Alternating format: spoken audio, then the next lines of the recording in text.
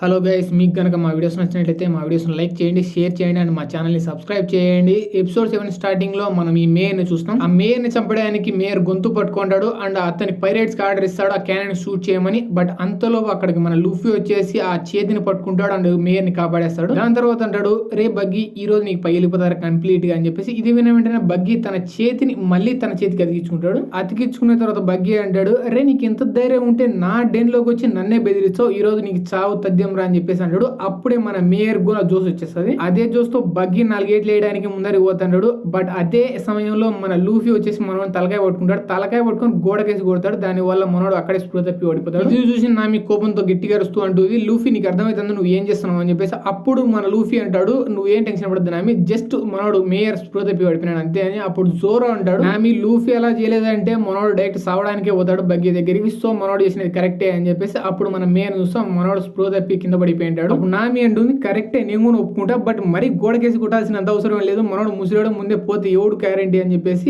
But ఇవన్నీ ignore చేసి మనోడు లూఫీ అంటాడు, సరే సరే వదిలేసి ఏదో జరిగిపోయింది నెక్స్ట్ ఏం జరగాలో చూసుకుందాం అని చెప్పేసి బగ్గి సైడ్ చూస్తాడు అని అంటాడు, రేపు పెద్దమ్మ కూడా ఈ క్యానన్లు గీనలు అస్సలు వద్దు, నీకు దమ్ము ఉంటే ధైర్యం ఉంటే డైరెక్ట్ నాతో వచ్చి ఫైట్ చేయని చెప్పేసి. అండ్ పెద్దమ్మ కూడా అనే పదం విన్న వెంటనే బగ్గికి చాలా కోపం వస్తుంది అండ్ నామి కూడా చాలా టెన్షన్ పడిపోతుంది. అదే టెన్షన్ తో అంటుంటుంది, లూఫీ ఆ పంచ డైలాగ్ లని ఓకే కానీ పెద్దమ్మ కూడా అవసరమా, ఎందుకంటే వాని ముక్కు అంటే వానికి చాలా ఇష్టం. అండ్ నెక్స్ట్ సెకండ్ లోనే బగ్గి తన పైరేట్ క్రూకి ఆర్డర్ ఇస్తాడు, క్యానన్ తో లూఫీని చంపేయండి అని చెప్పేసి. అప్పుడు మనం చూస్తాం జోరో నామి ఇది చూసిన తర్వాత చాలా టెన్షన్ పడుతుంటారు. బట్ లూఫీ అంటాడు, మీరు ఏం టెన్షన్ పడాల్సిన అవసరం లేదు, ఇదంతా నాకు వదిలేయండి అని చెప్పేసి. అండ్ ఈ మాట నెక్స్ట్ సెకండ్ లోనే లూఫీ తన బాడీని చాలా పెద్దగా చేసుకుంటాడు. అందువల్ల క్యానన్ తనని హిట్ చేసిన తర్వాత కూడా క్యానన్ జస్ట్ లోపలికి పోయి మళ్ళీ రివర్స్ బౌన్స్ అయ్యి direct buggy and buggy pirate crew దగ్గరికి పోయి పగిలిపోతుంది. అండ్ ఇది చూసిన వెంటనే నామి మొత్తం షాక్ అయిపోయింది. అప్పుడు లూఫీ అంటుంటాడు, నాకు తెలిసి ఈ అటాక్ తో తక్కువలో తక్కువ బగ్గి పైరేట్ లో సుగం మంది నాశనం అయిపోయింటారు అండ్ ఎగ్జాక్ట్లీ ఇక్కడ అలాగే జరిగి ఉంటుంది. ఇది చూసిన వెంటనే నామి అడుగుతుంది, లూఫీ అసలు నువ్వు నీ బాడీని ఎలా పెద్దగా చేసుకోగలిగావు, ఇలా ఎలా చేయగలిగావు అని అడుగుతూ ఉంటుంది. బట్ అప్పుడే అక్కడ ఒక మనిషి వస్తాడు. ఆ ఒక మనిషి ఇద్దరు మనుషులు తన 2 చేతులతో తీసుకుంటాడు. ఆ మనిషి ఎవరో కాదు బగ్గిని. చూసిన తర్వాత లూఫీ అంటాడు,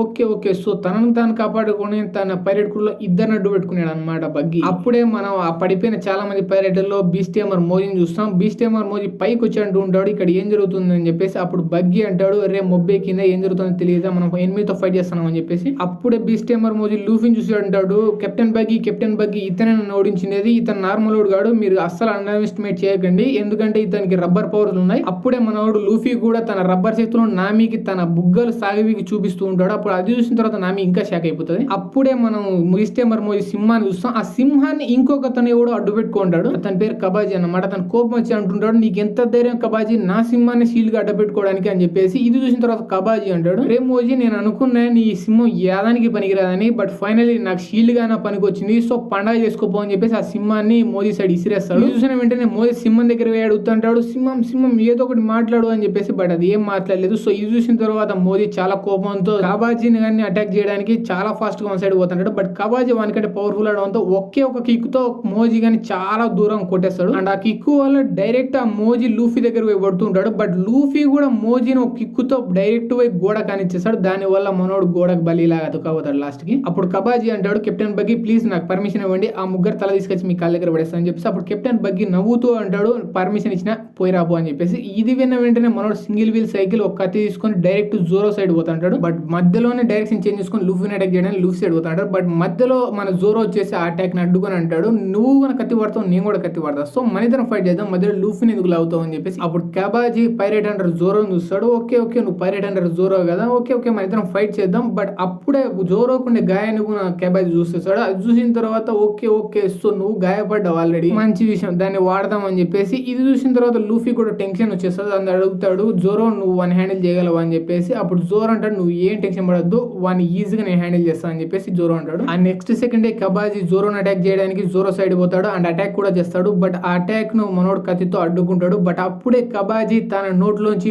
నిప్పును ఊదేస్తాడు. బట్ జోరో ఎలాగోలో దాని నుంచి తప్పించుకుంటాడు. బట్ అదే సెకండ్ లో కబాజీ జోరో గాయం మీద కొడతాడు. దీన్ని చూసిన తర్వాత నామి అంటుంది, ఈ పైరేట్స్ అందరు చిల్లరోళ్ళు, వీళ్ళు ఇట్లా డర్టీ ట్రిక్స్ తప్ప ఏం యూజ్ చేసి ఫైట్ చేయలేరు అని చెప్పేసి. అప్పుడు జోరో అంటాడు, నువ్వేం టెన్షన్ పడద్దు నామి, ఇట్లాంటి పైరేట్స్ అందరూ చాలా మంది హంట్ చేసిన, సో వీనితో నాకు ఏం ప్రాబ్లం లేదని చెప్పేసి అని అంటూ ఉండగానే దుమ్ములోంచి మనోడు కెబాజీ ఆడొస్తాడు. వచ్చి మళ్ళీ అదే గాయం మీద అటాక్ చేసి మళ్ళీ జోరోని కింద పడేస్తాడు. ఇది చూసి నామి అంటుంది, లూఫీ నువ్వు అక్కడికి వెళ్ళి హెల్ప్ చేయి జోరోకి, లేకపోతే జోరో చనిపోతాడు అని చెప్పేసి అంటున్నాడు. బట్ అండ్ అదే సెకండ్ లో కబాజీ తన సింగిల్ వీల్ సైకిల్ తీసుకొని కత్తి తీసుకొని జోరోని చంపడానికి జోరో సైడ్ చాలా ఫాస్ట్ గా వెళ్తుంటాడు. బట్ మనం జోరోని చూస్తాం, జోరోలో ఎటువంటి రియాక్షన్ లేదు. ఆ కబాజీ వస్తాడు, తన కత్తి తీసుకుంటాడు, జోరో కడుపులో పొడి చేస్తాడు. బట్ అప్పుడు మనం చూస్తాం జోరో కడుపులో కాదు, మనోడు సైడ్ కి అట్లా వచ్చేసి డాచ్ చేసింటాడు. దాని వల్ల గాయం మీద మళ్ళీ గాయం అయింటది. అప్పుడు జోరో అంటాడు, ఇంకా పిల్లాడలు చాలు, ఈ రోజు నేను 100% నీకు చూపిస్తా ఒక కత్తి పట్టుకున్న న్యూబీకి అండ్ రియల్ స్వార్ట్స్మెన్ కి తేడా ఏందో అని చెప్పేసి. ఇది చూసిన తర్వాత లూఫీ జోరోని చీర్ చేస్తా అంటుంటాడు. అది అట్లా పంచడాలి. అప్పుడు కబాజీ అంటాడు, జోరో నీకు ముందే గాయమైంది, ఇప్పుడు దాని మీదే గాయమైంది, సో ఓడిపోయినా నువ్వు ఒప్పుకో, నేను నిన్ను వదిలేస్తా అని చెప్పేసి. అప్పుడు జోరో అంటాడు, అరే అసలు నీలాంటి కత్తి పట్టుకునే న్యూబీతో నేను ఓడిపోతా ఉంటే నా పేరు పైరేట్ హంటర్ జోరో వచ్చేదే కాదు,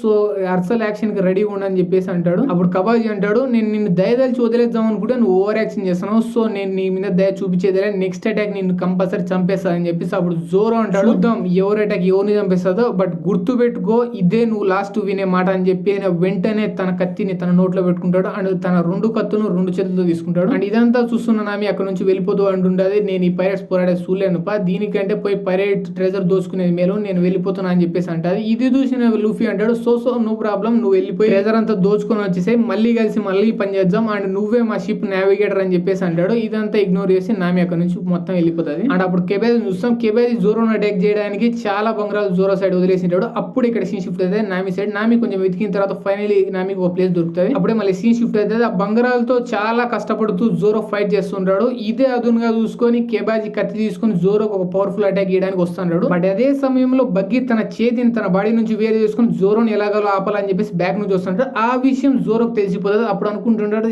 షిట్ అక్కడ వీళ్ళిద్దరు వచ్చేసినారు అనుకుంటే నేను ఫైట్ చేయలేను. బట్ అప్పుడే లూఫీ అక్కడికి వచ్చేసి బగ్గి చేతిని తన కాలుతో తొక్కుతూ అంటుంటాడు, బగ్గి నీకు అంతగా ఫైట్ చేయాలనుకుంటే నేను ఇక్కడే ఉన్నా, ఎప్పుడైనా నీతో ఫైట్ చేయడానికి రెడీ, బట్ ఈ ఫైట్ లో మాత్రం అసలు ఇన్వాల్వ్ కాకు అని అంటాడు. అప్పుడే మన నామి సడుస్తాం. నామి ఒక దీపం తీసుకుని అక్కడంతా వెతుకుతుంటది. కొద్దిసేపు వెతికిన తర్వాత ఫైనలీ నామికి చాలా ఖజానా దొరికిపోయి ఉంటది. ఇందువల్ల నామి చాలా సంతోషపడుతూ ఉంటది. బట్ అప్పుడే ఒక అతను బ్యాక్ నుంచి వచ్చేసి ఒక కత్తి తీసుకొచ్చి నామి మెడ మీద పెట్టేస్తాడు. అప్పుడు నామి వెనకాల తిరిగి చూసి అనుకుంటుంది, ఈడెవడో తాగుబోతో లెక్క ఉన్నాడు, సరిగ్గా నిలబడలేకపోతున్నాడు, ఈయన ఓడించడానికి నాకు పెద్దగా టెక్నిక్స్ స్ట్రెంత్ అవసరం లేదని చెప్పేసి తన కట్టె తీసుకుంటాడు. కట్టె తీసుకొని 4 గేట్లు వేసి మనోని స్పృహ తప్పి పడిపోయేలాగా చేస్తుంది. దాని తర్వాత నామికి ఫైనలీ గ్రాండ్ లైన్ మ్యాప్ దొరికేస్తుంది. అది చూసిన తర్వాత నామి ఆ గ్రాండ్ లైన్ మ్యాప్ తీసుకొని అనుకుంటుంటది, నేను ఫైనలీ గ్రాండ్ లైన్ కి వెళ్ళబోతున్నా అని చెప్పేసి. అప్పుడు ఇక్కడ సీన్ షిఫ్ట్ అవుతుంది కెబాజీ అండ్ జోరో సైడ్. అప్పుడు జోరో చూస్తాం, జోరో చాలా గ్యాలెంట్ అని కింద పడిపోయింటాడు. అది చూసిన తర్వాత కెబాజీ అంటాడు, ఒప్పుకోవచ్చు పని, నువ్వు ఇంత గాలైన తర్వాత కూడా నాతో ఇంతసేపు ఫైట్ చేసినావు అని చెప్పేసి, బట్ ఇదే నీ లాస్ట్ ఫైట్ అవ్వబోతుంది అని చెప్పేసి అటాక్ చేయడానికి మన జోరో సైడ్ పోతాడు. అప్పుడు జోరో కూడా తన 3 కత్తులు తీసుకొని ఫైట్ చేయడానికి రెడీగా ఉన్నాడు అండ్ తన అల్టిమేట్ అటాక్ ఓనిగిరి ప్రయోగిస్తాడు ఆ కెబాజీ మీద. ఆ అటాక్ ను ఆ కెబాజీ తట్టుకోలేకపోతాడు. అందుకే కెబాజీకి చాలా గాయాలైతే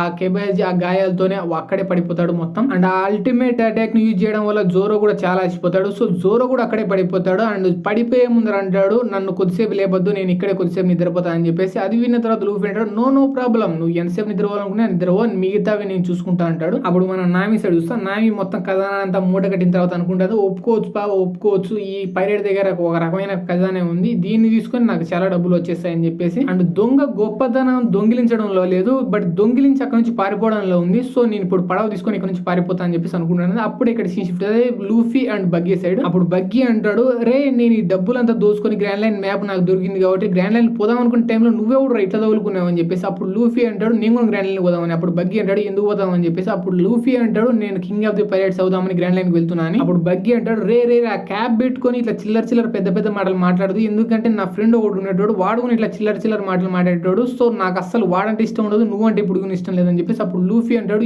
ఎవరు అతనని. అప్పుడు బగ్గీ అంటాడు, వానికి ఎర్ర జుట్టు ఉండేది అండ్ రెడ్ హెయిర్ ఉండేది, అంతకు మించి చెప్పడం వల్ల నీకు టైం బొక్క, నా ఒక టైం బొక్క, సో చావడానికి రెడీగా ఉండని చెప్పేసి మనోడు ఎక్కడి నుంచో 3 కత్తులు తీసేస్తాడు. దాని తర్వాత బగ్గీ ఆ కత్తులని లూఫీ సైడ్ ఇసిరేస్తాడు. బట్ మనోన్ దగ్గర రబ్బర్ పవర్స్ ఉంటాయి కాబట్టి ఎలాగోలా ఆ కత్తుల నుంచి లూఫీ తప్పించుకుంటాడు. తప్పించుకున్న వెంటనే తన చేతిని చాలా పెద్దగా చేసుకుని ఒక పంచ్ చేయడానికి బగ్గీ సైడ్ పరిగెత్తుకుంటూ వచ్చి ఆల్మోస్ట్ బగ్గీని కొట్టబోతుంటే బగ్గీ తన తలకాయని తన మొండె నుంచి వేరు చేస్తాడు. అందువల్ల లూఫీ స్ట్రైట్ పోయి చెత్తకుప్పలో పడిపోతాడు. అప్పుడు లూఫీ అంటాడు, బగ్గీ నేను అనుకున్నా నీ కాళ్ళు చేతులు మాత్రమే నీ బాడీ నుంచి నువ్వు వేరు చేసుకోవాలని, బట్ తలకాయ కూడా వేరు చేసుకోవాలన్నమాట. అప్పుడు అదే విన్న తర్వాత బగ్గీ అంటాడు, ఓకే నన్ను ఇంత పొగడాల్సిన అవసరం లేదు, నువ్వు కూడా నీ రబ్బర్ పవర్ ను కరెక్ట్ గా మాస్టర్ చేసినావు ఇప్పటి వరకు అయితే, బట్ ఇకపైన మాస్టర్ చేయలేవు, ఎందుకంటే ఇదే నీ లాస్ట్ అని చెప్పేసి అటాక్ చేస్తాడు బగ్గీ. ఇది చూసిన తర్వాత లూఫీ ఎలాగో డాచ్ చేస్తాడు. బట్ తన హ్యాండ్ కు చిన్న బొక్క పడుతుంది. దాని వల్ల లూఫీకి చాలా కోపం వచ్చేసి అరుస్తాడు, చిల్లర నాయాల అని చెప్పేసి. అప్పుడు మళ్ళీ మన లూఫీ చూస్తాం. లూఫీ కోపంతో తన చీలిపోయిన హ్యాండ్ ను చూస్తుంటాడు. అదే కోపంతో అరుస్తాడు బగ్గీ. దీని తర్వాత తర్వాత నీకు నరకం చూపించుకుంటే నా పేరు లూఫీనే కాదు, నేను కంపల్సరీ నరకంలోకి నెడతా ఇప్పుడు నుంచి.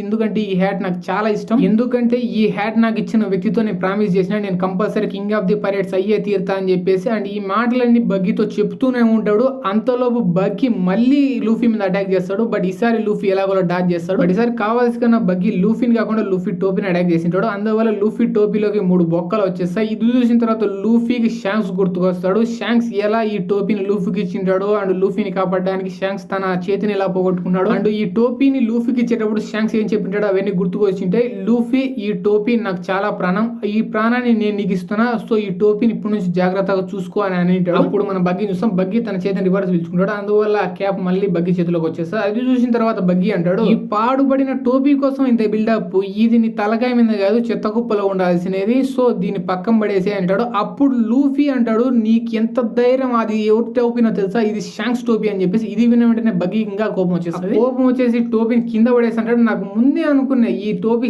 షాంక్స్ గానే అని చెప్పేసి. ఇది చూసిన తర్వాత లూఫీ షాక్ అడుగుతాడు, నీకు షాంక్స్ ఎవరో తెలుసా అని చెప్పేసి. ఇది చూసిన తర్వాత బగ్గీ నవ్వుతూ అంటాడు, వాడి గురించి నాకెందుకు తెలుసు, పిల్లప్పుడు వాడు నేను ఒకే దగ్గర ట్రైనింగ్ తీసుకున్నాం, టోపీ వాడిదని ముందే చెప్పి అంటే నిన్ను కాకుండా డైరెక్ట్ ఈ టోపీని అటాక్ చేసి దీన్ని ముక్కలు చేస్తాడు అని చెప్పేసి కాలు కింద తొక్కుతుంటాడు లూఫీ టోపీని. ఇది చూసిన తర్వాత లూఫీకి చాలా కోపం వచ్చేసి లూఫీ చాలా ఫాస్ట్ గా బగ్గీ సైడ్ పోతాడు అటాక్ చేయడానికి. ఇది చూసిన తర్వాత బగ్గీ తన తలను మళ్ళీ వేరు చేయబోతుంటాడు. బట్ ఈసారి లూఫీ తెలివిగా బగ్గీ తల మీద కాకోకుండా బగ్గీ కడుపు మీద కొడతాడు. దాని వల్ల చాలా దూరం పోయి బగ్గీ పడతాడు. బగ్గీ పడిన తర్వాత మళ్ళీ బగ్గీ దగ్గరికి వెళ్ళి లూఫీ అడుగుతుంటాడు, బగ్గీ సారీ చెప్పు, ఫస్ట్ శాంక్స్ కు సారీ చెప్పు తన టోపీ తొక్కినందుకు, అండ్ సెకండ్ ఇప్పుడు శాంక్స్ ఎక్కడున్నాను నాకు చెప్పు అని చెప్పేసిన తర్వాత బగ్గీని వదిలేసి మళ్ళీ టోపీ సైడ్ చూస్తాడు. చూసి అంటాడు, రే బగ్గీ నీకు శాంక్స్ గురించి తెలియదు, శాంక్స్ ఎంత గొప్ప వ్యక్తో, లేకపోకుండా నువ్వు టోపీ తొక్కేటోని కాదని చెప్పేసి. ఇది విన్న తర్వాత బగ్గీ లేసి అంటాడు, శాంక్స్ గురించి ప్రపంచంలో ఎక్కువ తెలిసిన వ్యక్తిని నేనే, ఎందుకంటే వాని వల్ల నా జీవితం మొత్తం నాగిపోయింది. ఈ ప్రపంచంలో ఇప్పుడు నేను అత్యంత అసహించుకునే వ్యక్తి ఎవడంటే వాడే, శాంక్సే. అండ్ దీంతో పాటు ఈ వీడియో ఇక్కడే అయిపోతుంది గైస్.